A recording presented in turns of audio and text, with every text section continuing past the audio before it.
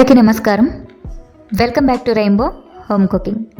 ఈరోజు మీ అందరికీ ఈజీగా బరువుని తగ్గించే బ్రేక్ఫాస్ట్ రెసిపీ చియా పుడ్డింగ్ని ఎలా చేసుకోవాలో చేసి చూపిస్తాను. ఇది చాలా సింపుల్ రెసిపీ అండి.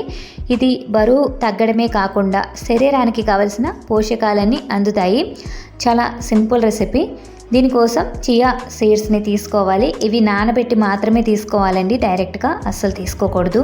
దీనికోసం ఒక మిక్సింగ్ బౌల్ తీసుకుని 3 టేబుల్ స్పూన్ల వరకు చియా సీడ్స్ని తీసుకుంటున్నాను.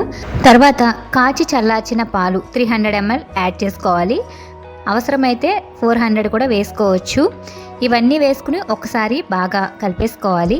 బాగా కలిపేసుకున్న తర్వాత మూత పెట్టుకుని ఫ్రిడ్జ్లో 8 hours వరకు ఉంచుకోవాలి. ఒక నైట్ అంతా ఉంచేసుకుంటే సరిపోతుంది.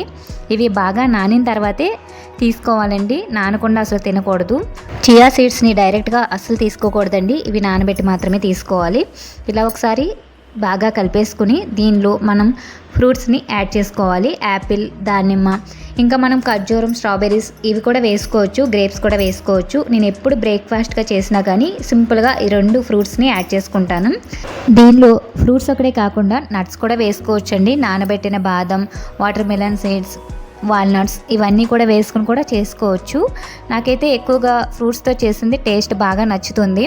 ఇవన్నీ కూడా బాగా కలిపేసుకుని దీనిలో చివరిగా తేనెని యాడ్ చేసుకోవాలి. స్వీట్ని బట్టి మీరు యాడ్ చేసుకోండి. నేను ఇక్కడ 3 నుండి 4 టేబుల్ స్పూన్ల వరకు తేనెని అయితే యాడ్ చేసుకున్నాను. దీనిలో మనం పంచదార కూడా వేసుకోవచ్చు, కానీ మళ్ళీ పంచదార తీసుకుంటే బరువు పెరుగుతారు.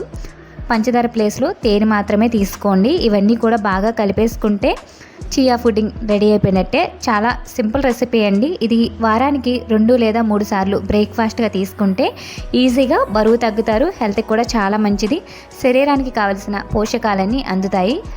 చాలా సింపుల్ రెసిపీ కూడా. మీరు కూడా ఎవరైనా బరువు తగ్గాలి అనుకునే వాళ్ళు ఇలా ఒకసారి చియా పుడ్డింగ్ని చేసి బ్రేక్ఫాస్ట్గా తీసుకోండి. ఈజీగా వెయిట్ లాస్ అయితే అయిపోతారు. వీడియో కనుక నచ్చితే లైక్ చేయండి.